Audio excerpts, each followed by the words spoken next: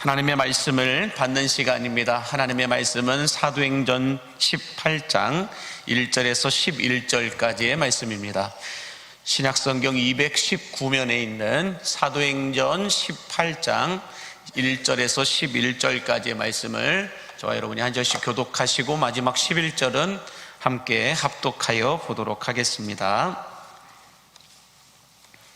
그 후에 바울이 아덴을 떠나 고린도에 이르러 아굴라라 하는 본도에서 난 유대인 한 사람을 만나니 글라우디오가 모든 유대인을 명하여 로마에서 떠나라 한 고로 그가 그 안에 브리스길라와 함께 이달리아로부터 새로 온지라. 바울이 그들에게 가매 생업이 같으므로 함께 살며 일을 하니 그 생업은 천막을 만드는 것이더라. 안식일마다 바울이 회당에서 강론하고 유대인과 헬라인을 권면하니라. 실라와 디모데가 마게도냐로부터 내려오매 바울이 하나님의 말씀에 붙잡혀 유대인들에게 예수는 그리스도라 밝히 증언하니 그들이 대적하여 비방하거늘 바울이 옷을 털면서 이르되 너희 피가 너희 머리로 돌아갈 것이요 나는 깨끗하니라. 이후에는 이방인에게로 가리라 하고 거기서 옮겨 하나님을 경외하는 디도 유스도라 하는 사람의 집에 들어가니 그 집은 회당 옆이라. 또 회당장 그리스보가 온 집안과 더불어 주를 믿으며 수많은 고린도 사람도 듣고 믿어 세례를 받더라. 밤에 주께서 환상 가운데 바울에게 말씀하시되 두려워하지 말며 침묵하지 말고 말하라. 내가 너와 함께 있음에 어떤 사람도 너를 대적하여 해롭게 할 자가 없을 것이니 이는 이 성중에 내 백성이 많음이라 하시더라. 1년 6개월을 머물며 그들 가운데서 하나님의 말씀을 가르치니라. 아멘. 하나님의 말씀입니다. 할렐루야. 함께 따라하겠습니다. 예수를 알고 예수를 알리라. 예수를 알고 예수를 알리라. 네, 여러분, 세상이 아무리 힘들어도 교회가 살아있으면 희망이 있음을 믿으시기 바랍니다. 마찬가지로 교회가 아무리 어려워도 기도하는 사람들이 있으면 소망이 있음을 믿으시기 바랍니다. 그래서 기도는 만사를 변화시킨다라고 말하기도 하는데, 바라기는 오늘 여러분의 기도가 여러분의 생각과 마음을 예수님의 생각과 마음으로 변화시키는 은혜가 부어지게 되기를 주님의 이름으로 간절히 축복합니다. 우리 옆에 분에게 인사하겠습니다. 기도해야 삽니다 라고 인사해 주세요. 오늘 본문의 말씀은 이 아덴에서 고린도로 선교 사역지를 옮긴 이 바울이 그곳에서 로마에서 추방당한 이 천막을 만들어 먹고 사는 같은 생업을 가지고 있었던 브리스길라와 아굴라 부부를 만나게 됩니다. 그래서 바울이 같은 그 생업, 천막을 만드는 일을 하면서 천막만 만드는 것이 아니라 그들에게 복음도 전하고 그들에게 제자 훈련도 시켰다라고 말씀하고 있는 걸 볼 수가 있습니다. 이 바울에게 직강을 또 이 레슨을 직접적으로 받은 이 제자 훈련을 받은 브리스길라와 아굴라 부부는 바울이 고린도에서 1년 6개월을 있었다라고 말하고 있는데, 1년 6개월을 지나고 난 이후 에베소로 바울이 선교지를 옮기게 되자 이 브리스길라와 아굴라 부부도 집을 팔고 온 재산을 다 모아가지고 바울을 따라서 에베소로 또 이동하였다라는 것을 알 수가 있습니다. 에베소로 이동해서 거기에서 집을 사고 자기들의 그 집을 이 선교지의 베이스 캠프로 교회로 내어주어서 거기서 바울이 복음을 전하고 또 사역할 수 있도록 에베소에 가서도 그렇게 함께 동역하고 있는 것을 볼 수가 있습니다. 바울이 에베소에 있다가 다시 또 어디로 가느냐? 로마까지 갔는데 이 브리스길라와 아굴라 부부는 로마까지도 바울을 따라가서 거기에서 함께 동역을 하고 있는 걸 볼 수가 있습니다. 이 고린도 사역에서는 이 아굴라와 브리스길라 부부 외에도 바울을 옆에서 도왔던 사람들이 상당히 많이 기록되어 있는 것을 볼 수가 있는데, 먼저는 이 마게도냐에서 사역을 마치고 이 실라와 디모데가 함께 또 동원을 하게 됩니다. 지원군을 얻게 된 이 바울은 더 강력하게 이제 이 고린도에 있는 유대인의 회당에 들어가서 말씀을 전하였다라고 말씀하고 있는데, 그런데 이곳이 유대인의 회당이기 때문에 예수님을 인정하지 않습니다. 그러다 보니 예수 복음을 전하자 그 유대인의 회당에서 바울이 쫓겨납니다. 그래서 예수 복음을 전했다는 이유로 비방을 당하고 대적을 당하면서 바울의 일행이 쫓겨나게 되는 걸 볼 수가 있죠. 근데 쫓겨났는데 그냥 쫓겨나지 않고 비방을 받으면서 쫓겨났는데, 바울이 쫓겨나자마자 내가 이 교회는 다시 오나 봐라 에테테테테 하면서 그냥 간 것이 아니라 이 회당 바로 옆에 있는 집, 이 회당의 바로 옆에 있는 집인 누구네 집이에요? 디도 유스도라 하는 사람의 집에 들어가서 복음을 전하였다라고 말씀하고 있습니다. 회당 바로 옆집이었던 디도 유스도라고 하는 사람의 집에 들어가서 복음을 전했는데, 그 유스도의 집에서 복음을 전하는 중에 누가 찾아옵니까? 그 회당에, 쫓겨났던 회당의 회당장이라고 하는 그리스보라고 하는 사람이 이 유스도의 집을 찾아와서 바울을 만납니다. 그리고는 이 그리스보라고 하는 회당장뿐만 아니라 그의 온 집안 식구들까지 다 데리고 와가지고는 바울에게 우리도 예수를 믿겠고 우리에게 세례를 주라라고 말하고 있는 걸 볼 수가 있습니다. 회당에서는 쫓아내는데 어쩔 수 없이 유대인의 정결례법을 따라서 예수를 인정하지 않기 때문에 분위기 따라서 어쩔 수 없이 회당장도 쫓아내버렸어요, 바울 일행을. 그랬는데 바울이 전한, 회당에서 전한 그 복음이 이 그리스보에게는 상당한 충격이었고 하나님의 구원의 은혜가 부어지게 되면서, 회당에서는 내가 쫓아냈지만, 회당에서는 내가 뭐라고 할 수 없었지만, 회당 밖에 나와서는 이 유스도의 집에 가서는 이 바울에게 나도 예수를 믿겠다, 나뿐만 아니라 우리 온 가족들도 다 예수를 믿고 세례를 받겠다라고 말하고 있는 것을 볼 수가 있습니다. 자, 그러나 여전히 바울의 일행을 비방하고 대적하는 무리들로 인하여서 바울의 신변의 안전을 보장할 수가 없었었고, 또 바울 또한 여러 가지 이유들로 인하여서 염려가 있고 근심에 있고 걱정거리가 이만저만이 아니었다라고 하는 것을 오늘 본문은 우리에게 말씀해 주고 있는 걸 볼 수가 있습니다. 자, 이렇게 근심하고 이렇게 사역에 어떤 브레이크가 걸리게 되면서 바울이 힘들고 어려운 상황 가운데 있자 성령 하나님께서 바울을 찾아오셔서 말씀하십니다. 그 말씀이 오늘 본문 9절과 10절에 기록되어 있는데요, 9절과 10절 같이 보겠습니다. 밤에 주께서 환상 가운데 바울에게 말씀하시되 두려워하지 말며 침묵하지도 말고 말하라.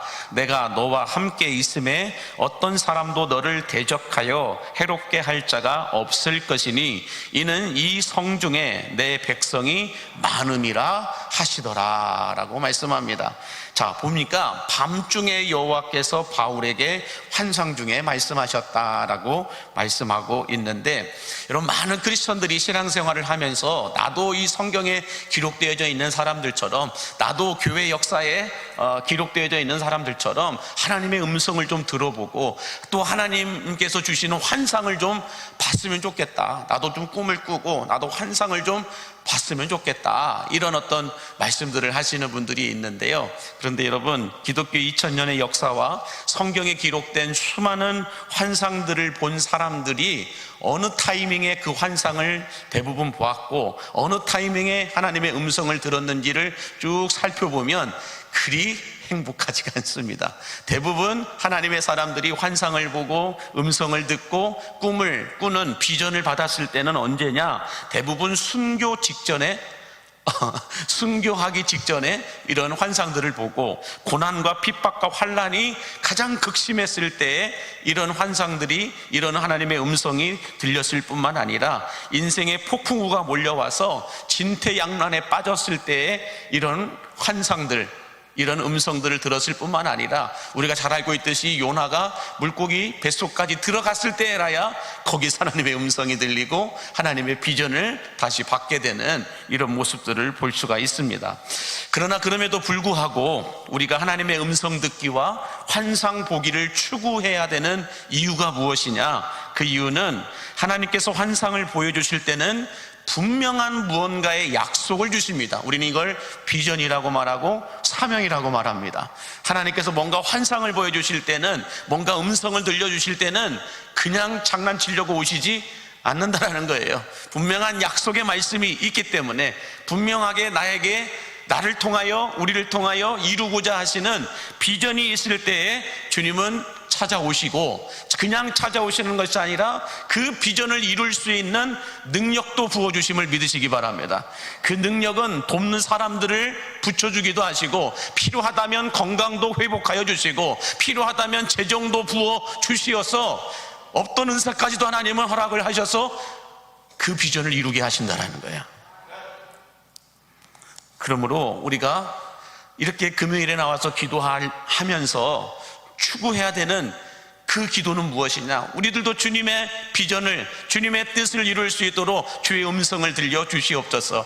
주님의 환상을 보게 하여 주옵소서. 그 환상이 보이기만 하면, 그 음성이 들리기만 하면, 그 말씀이 깨달아지기만 하면 어떤 일이 벌어질까요? 하나님이 우리에게 능력을 부어주십니다.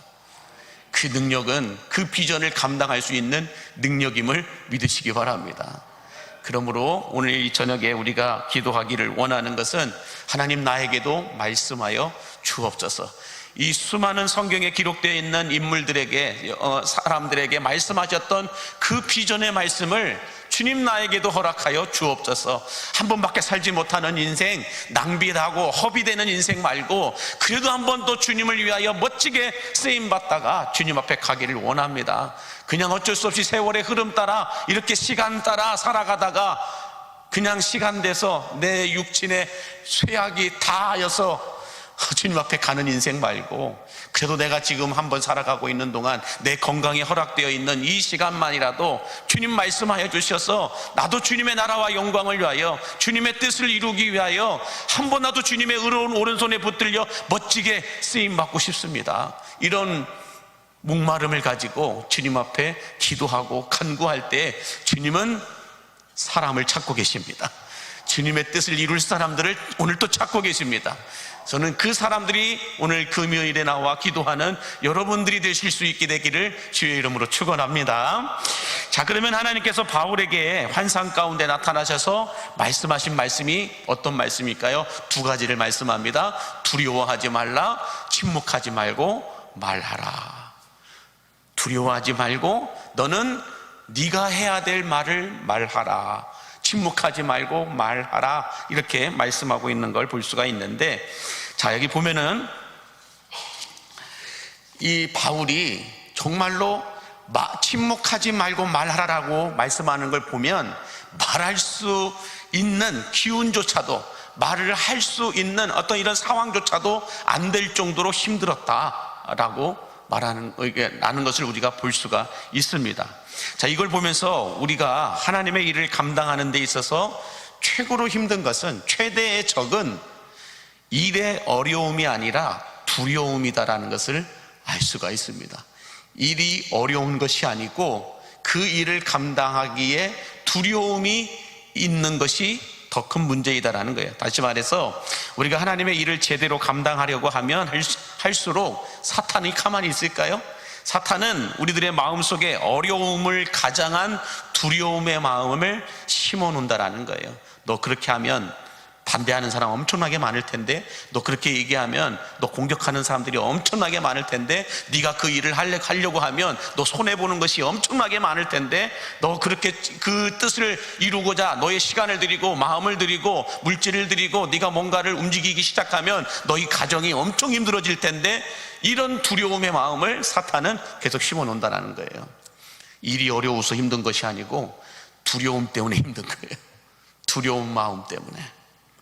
그래서 오늘 본문 18장 10절 하반절에 보면 성령께서 두려워하지 말라라고 말씀하시면서 바울이 왜 두려워했는지를 이렇게 말씀해요. 어떤 사람도 너를 대적하여 해롭게 할 자가 없을 것이다. 여기 보면은 어떤 사람도 너를 대적하여 해롭게 할 자가 없을 것이다. 이걸 반대로 말하면 지금 바울을 힘들게 하려고, 해롭게 하려고 달려드는 사람이 많았다라는 거예요. 바울을 해롭게 하려고 대적하는 사람들이 상당히 많았다라는 거예요. 그래서 바울이 이 두려움 가운데 꽉 들어차서 사로잡혀 있었다라는 것입니다. 천하의 사도 바울도 사역 때문에 힘든 것이 아니라 사람 때문에 힘들었다라고 하는 것을 우리가 알 수가 있습니다. 자, 그러면 오늘 우리가 함께 말씀을 나누기 원하는 것은 바울도 이렇게 꼼짝 못하게 했던 두려움을 우리가 이겨내기 위해서는 어떻게 해야 될까? 바울은 이 두려움을 어떻게 이겨냈을까? 그 첫 번째는 임마누엘의 은혜가 부어져야 한다는 것입니다. 임마누엘의 은혜가 부어져야 되는데 오늘 보면 10절 말씀 다시 한 번 더 보겠습니다. 시작. 내가 너와 함께 있음에 어떤 사람도 너를 대적하여 해롭게 할 자가 없을 것이니 이는 이 성중에 내 백성이 많음이라 하시더라. 이 말씀이 보면 내가 너와 함께 있음에 너를 해롭게 할 자가 없을 것이다. 너를 대적하고 너를 해롭게 할 자가 없을 것이다. 이 말씀을 하고 있는 거예요. 하나님께서 함께 하시면 우리를 대적하고 우리를 해롭게 하는 것들을 이길 수 있음을 여러분 믿으시기 바랍니다. 뿐만 아니라 이사야서 41장 10절에도 우리가 잘 알고 있고 좋아하는 말씀이 있죠. 이사야서 41장 10절 시작. 두려워하지 말라 내가 너와 함께함이라. 놀라지 말라 나는 내 하나님이 됨이라. 내가 너를 굳세게 하리라. 참으로 너를 도와주리라. 참으로 나의 의로운 오른손으로 너를 붙들리라 라고 말씀합니다. 아무나 이렇게 도와주시는 게 아니고요, 하나님의 비전을 가지고 하나님의 뜻을 이루기 위해서 살아가는 그 사람들, 하나님의 음성을 듣고 하나님께서 주신 그 환상 가운데서 그 뜻을 이루어가고자 전진하는 그 사람들에게 하나님은 함께 하시겠다라고 말씀해요. 그러므로 우리가 열심히 교회 안에서도 헌신하고 봉사할 때 여러분 어려움이 있을까요? 없을까요? 있어야 정상이에요. 없으면 마귀가 안 건드리는 거예요. 있어야 마귀가 건드리는 거예요.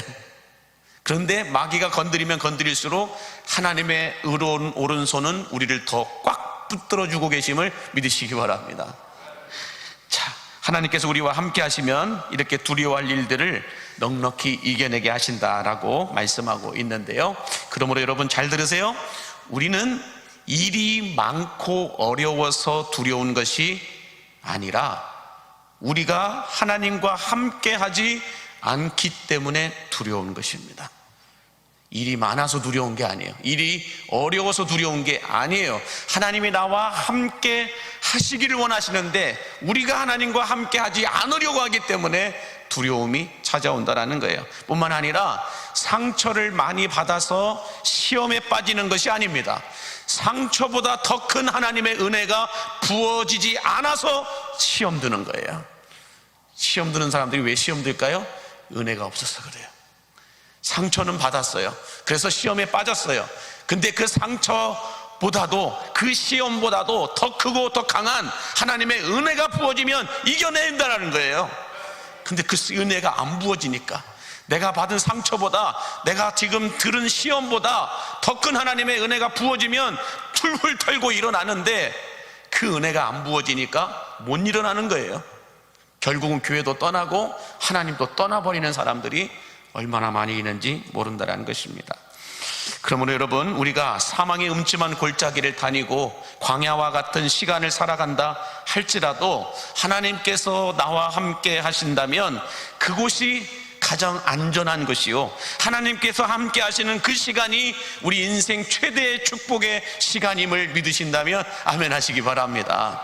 그러므로 하나님과 함께하는 시간을 놓치지 않는 여러분들이 되기를 간절히 바랍니다. 자, 두 번째로 우리를 꼼짝 못하게 하는 두려움을 이겨내기 위해서는 어떻게 해야 되느냐? 말씀에 붙잡혀 있어야 합니다. 말씀에 붙잡혀야 한다라고 하는데, 자, 오늘 본문 5절 말씀에 보면 이렇게 말씀해요. 시작. 실라와 디모데가 마게도냐로부터 내려오매 바울이 하나님의 말씀에 붙잡혀 유대인들에게 예수는 그리스도라 밝히 증언하였다라고 말씀하는데, 여기 보니까 바울이 어디에 붙잡혀 있었다는 거예요? 하나님 말씀에 붙잡혀 있었다라고 말씀하고 있습니다. 이것을 조금 우리가 고지식하게, 조금은 고상하게 좀 해석을 해본다면, 하나님 말씀에 붙잡혀 있었다라고 하는 것은 무엇이냐? 그것은 미신적 눈에 보이는 현상과 상징을 신앙으로 삼고 살아가는 것이 아니라 기록된 말씀을 믿는 신앙을 가지고 있는 것을 가리켜 하나님 말씀에 붙잡혀 있다라고 말씀합니다. 좀 어려운 말이죠. 다시 말해서 신앙과 상징을 우리는 구분할 수 있어야 된다라는 거예요. 미신적 신앙을 가진 분들은 이 눈에 보이는 상징들을 너무 크게 신격화해서 마치 이스라엘 백성들이 금송아지 만들어 놓고 이 금송아지가 우리를 출애굽시키고 광야에서 여기까지 이끌어 인도하신 하나님이다 이렇게 믿고 있었던 것과 같다라는 거예요. 눈에 보이는 무언가를 신격화시켜봐요. 이것이 하나님이다라고 얘기해요. 이것이 나를 도와주고, 이것이 나를 위로하고, 이것이 나를 오늘 하루를 이끌게 한다라고 하는 상징을 신앙으로 바꾸어서 생활하는 사람들이 많다라는 거예요. 눈에 보이는 어떤 현상을, 눈에 보이는 어떤 상징을 신앙으로 받아들이는 사람들이 있다라는 거예요. 그 안에서도 이 신앙과 상징을 헷갈려 하는 분들이 많습니다. 신앙과 상징을 헷갈려 해요. 여러분, 눈에 보이는, 예전에도 한번 말씀드렸지만, 눈에 보이는 십자가는 상징입니까? 신앙입니까? 좋은 말로 할 때 말씀하시기 바랍니다. 우리가 이렇게 보는 십자가는 상징입니까? 신앙입니까? 상징이에요. 십자가가 우리의 신앙이 될 수는 없다라는 거예요. 십자가는 우리들의 믿음과 신앙의 대상인 하나님이 될 수가 없다라는 거예요. 상징이지 우리의 하나님이 될 수는 없다라는 것입니다. 그러나 많은 성도들이 십자가를 신격화하여서 천주교인들이 마리아상 앞에 가서 절하고 가듯이 십자가 앞에서 절하고 십자가를 부적처럼 사용하는 분들이 많다라는 거예요. 여러분, 십자가를 몸에 지니고 있으면 귀신들이 안 들어올까요? 더 들어와요. 십자가를 들고 있으면 어둠의 영들이 떠나갈까요? 이렇게 하면 어둠의 영들이 떠나갈까요? 아니에요. 여러분, 어둠의 영들은 예수를 보고 두려워서 쫓겨나가는 것이지 인간이 만들어 놓은 십자가의 형상을 보고 떠나가는 것이 아니라는 거예요. 우리가 아무리 십자가를 외쳐도 외치는 이 우리들 안에 예수 그리스도가 없으면, 안 보이면 마귀는 안 떠나요. 예수를 보고 떠나는 것이지 십자가를 보고 떠나는 게 아니에요. 여러분, 십자가의 기본은 뭐예요? 죄수들을 매달아 죽이는 그런 형틀이었어요. 그 십자가가 우리의 신앙이 하나님이 될 수가 없다고요. 십자가를 신격화해서는 안 된다는 것입니다. 여러분, 우리 강대상과 강단도 마찬가지라고 말씀을 드렸죠. 강단에서 선포되는 말씀이 거룩하고 말씀의 능력이 있고 말씀의 역사가 나타나는 것이지, 말씀을 전하는 이 강대상이 위대한 게 아니에요. 이 강단 위가 어떤 능력이 있는 것이 아니라고요. 강단은 그냥 강단이에요. 강대상은 그냥 강대상이에요. 여기서 선포되어지는 말씀의 능력이 있고 말씀의 기적이 나타나는 것이지, 이 강대상이 신격화 돼서는 안 된다는 거예요. 그런데 어느 교회를 가면 강대상은 절대 치워서는 안 되는 그런 교회가 있죠. 강대상 여러분, 치워도 되고 안 치워도 됩니다. 어떤 데에는 목사님이 가운을 입었냐 안 입었냐를 갖고 이단이냐 아니냐 이걸 놓고 따지더라고요. 여러분, 가운 입어도 되고 안 입어도 됩니다. 중요한 건 가운의 능력이 있는 것이 아니고 그 가운을 입고 말씀을 전하는 그 말씀의 능력이 있는 것임을 믿으시기 바랍니다. 예. 가운을 너무 신격화해요. 그러다 보니 막 금빛 줄줄 나고 막 빛나야 되고 그런 것들이 있어요. 강대상도 마찬가지고 막. 성경책도 여러분 마찬가지입니다.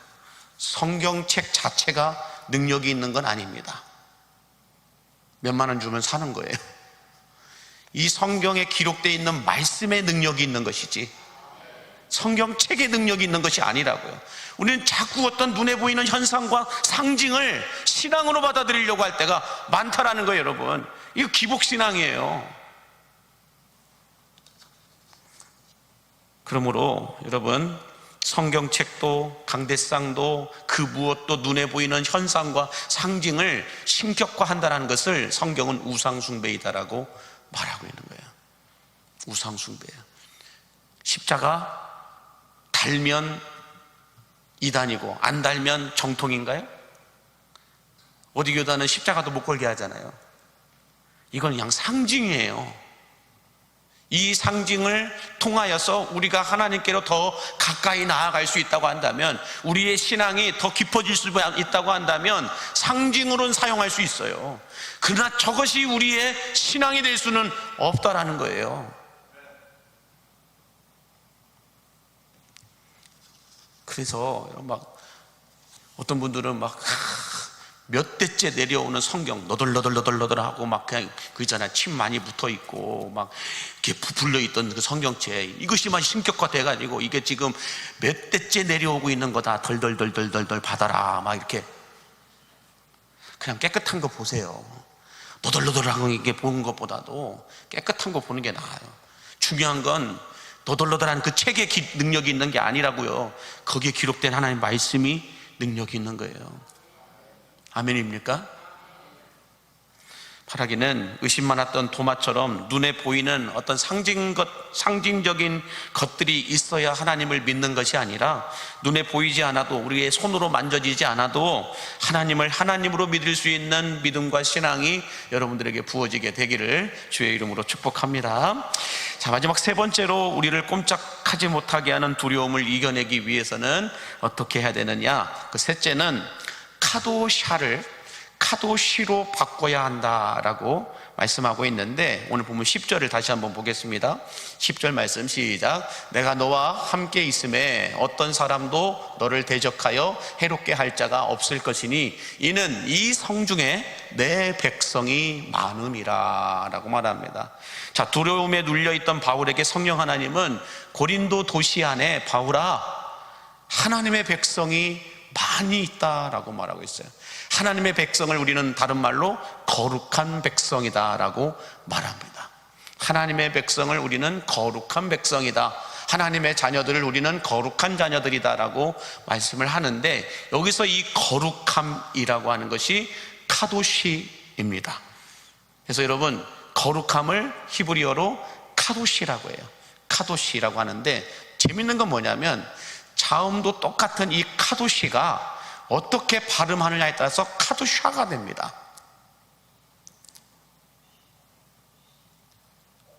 잘 모르시겠습니까?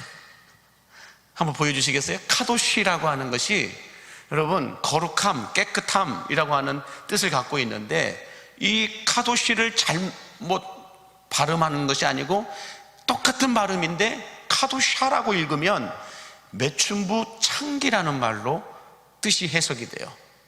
근데 여기서 여러분, 카도샤가 말하는 창기는 일반적인 창기가 아니라 신전 안에서 다산의 축복을 기리면서 뭘 하느냐? 성전 안에 남자 창기와 여자 창기가 있어요.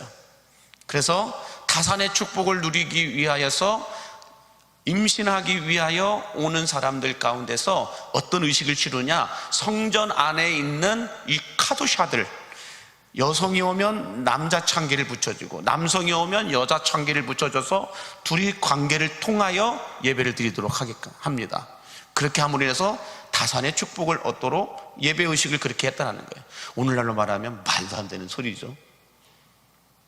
너무 지저분하고 너무나도 더러운 어떤 그런 모습을 보이면서 그것이 예배이다라고 말하고 있는 시대가 있었다는 거예요. 그래서 하나님이 카도시라고 얘기하면 거룩함, 깨끗함이라고 말씀하는데, 그 카도시를 카도샤라고 읽으면 창기, 매춘부 이렇게 불려진다라는 거예요. 똑같은 말인데.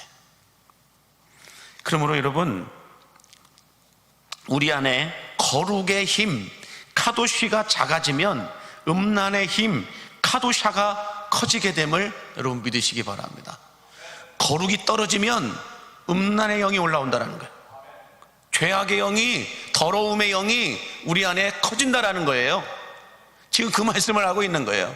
카도시, 카도샤, 이것을 어떻게 읽느냐에 따라서 뜻이 달라진다고 말하는 것이지만 실제적인 메시지의 뜻은 무엇이냐? 우리가 거룩의 힘인 카도시를 높이지 않으면 우리 안에 카도샤라고 하는 이 더러움의 영이, 음란의 영이 커지게 된다는 거예요. 그래서 바울은 오늘 본문 11절에서 카도샤를 카도시로 바꾸기 위해서, 다시 말해서 이 음란의 영을, 음란의 힘을 줄이고 거룩의 힘을 높이기 위해서 이렇게 했다라고 말해요. 시작. 1년 6개월을 머물며 그들 가운데서 하나님의 말씀을 가르치니라. 하나님 말씀에 붙잡혀 하나님의 말씀을 가르치니라.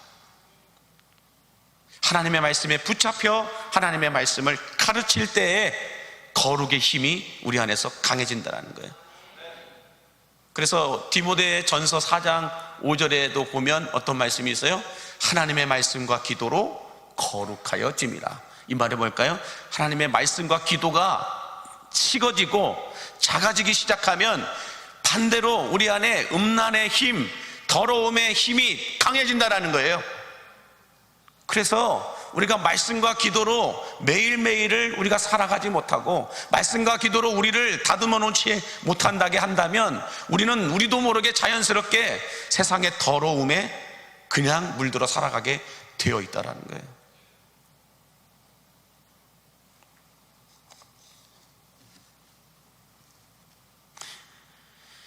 그러므로 여러분, 우리가 죄악이 만연한 이 땅에서 날마다 거룩의 힘을 우리가 쌓지 않고 높이지 않으면 아무것도 안 했다고 해서 더럽혀지지 않는 것이 아니고요, 죄악이 만연한 땅이기 때문에 나도 모르게 그냥 거기에 물들어가 버려요.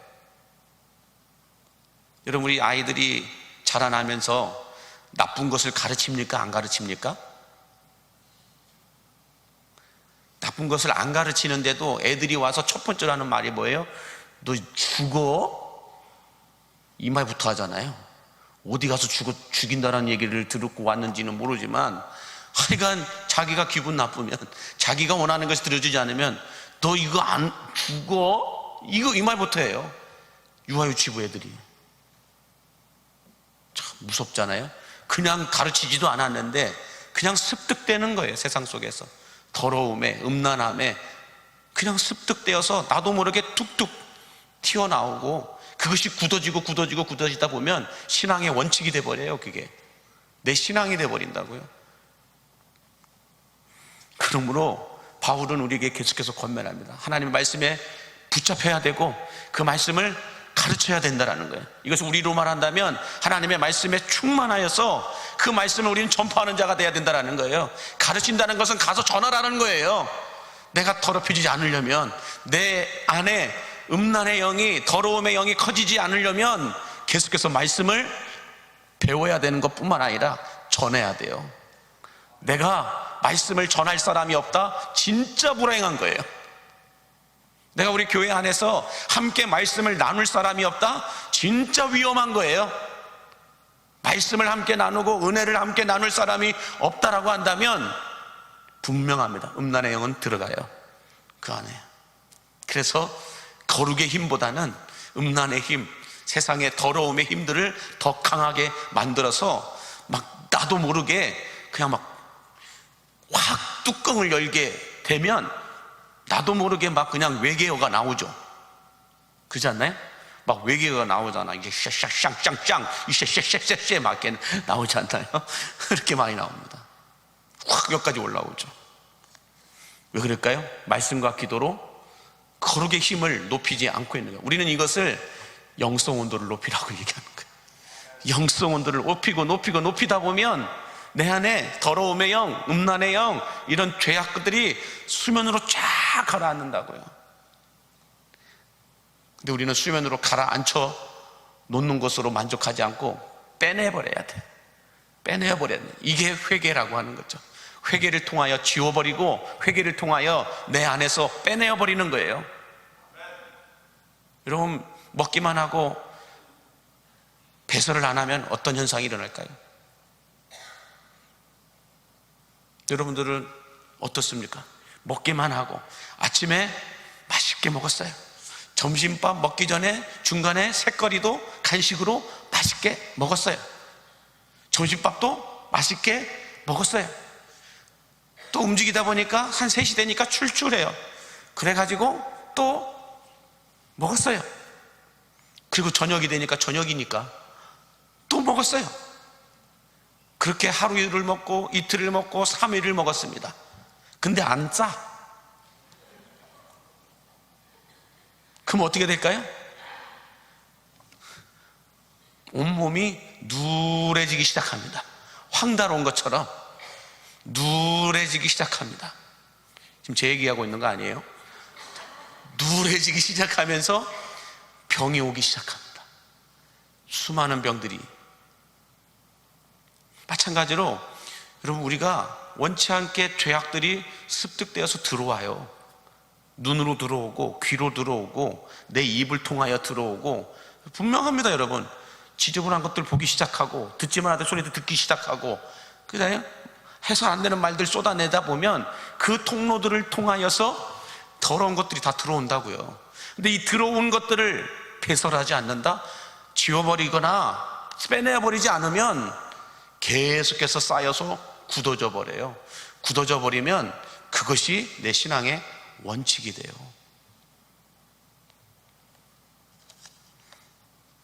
그래서 카도시가 돼야 되는데 카도샤가 돼버립니다. 그러므로 여러분, 바울은 우리에게 가르쳐주고 있습니다. 하나님의 말씀과 기도로 거룩하여지니라. 하나님의 뜻은 이것이니 곧 너희의 거룩함이라. 이거밖에 없어요. 거룩해지는 것밖에 없어요.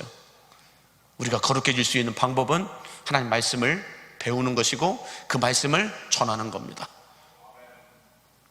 하나님께 나와 기도하는 것이고 기도하되 회개하며 기도하는 거예요. 그럴 때라야 우리 몸이 가벼워집니다. 가벼워지면서 저처럼 이렇게 홀쭉해지기 시작합니다. 라인이 살기 시작하고 허리가 보이기 시작합니다. 나 이렇게까지 해야 돼요? 아무튼 여러분들, 우리 안에 있는 죄악은 묵어두는 게 아닙니다. 빼내버려야 돼요. 아멘입니까? 아무리 점심때 먹은 것이 맛있고 기억이 난다고 해서 계속해서 속에 담아둘 수가 없다고요. 빼내야 될 땐 빼내버려야 돼요. 그래야 하나님이 새 은혜를 부어주실 줄로 믿습니다. 하나님은 오늘 이 밤 하나님의 말씀과 기도로 우리 안에 있는 음란의 힘 카도샤가 거룩의 힘 카도시로 전환됨으로 말미암아 영적인 눌림과 두려움을 이겨낼 수 있는 우리 광림의 성도들 되시기를 주의 이름으로 간절히 축복합니다. 기도하겠습니다. 찬양팀 나와주시기 바라고요. 만복의 근원 되신 하나님, 신앙생활을 하고 교회 안에서 헌신 봉사를 할 때에 원치 않게 찾아오는 두려움들을 이겨낼 수 있도록 임마누엘의 은혜가 쏟아부어지게 하여 주옵소서. 우리를 억누르고 짓누르는 상처보다 시험보다 더 크고 더 강한 하나님의 은혜를 쏟아부어 주시옵소서. 우리의 신앙과 상징을 주여 구별할 수 있도록 하여 주시어서 하나님의 말씀에 붙잡혀 살아갈 수 있도록 인도하여 주시옵시고, 무엇보다 우리 내면적 신앙 속에서 세상적인 음란의 힘보다 거룩의 힘이 더 강하여질 수 있도록 하나님의 말씀과 기도로 영성 온도를 올리는 광림의 성도들 되게 하여 주옵소서. 예수님의 이름으로 축복하며 기도하옵나이다. 아멘.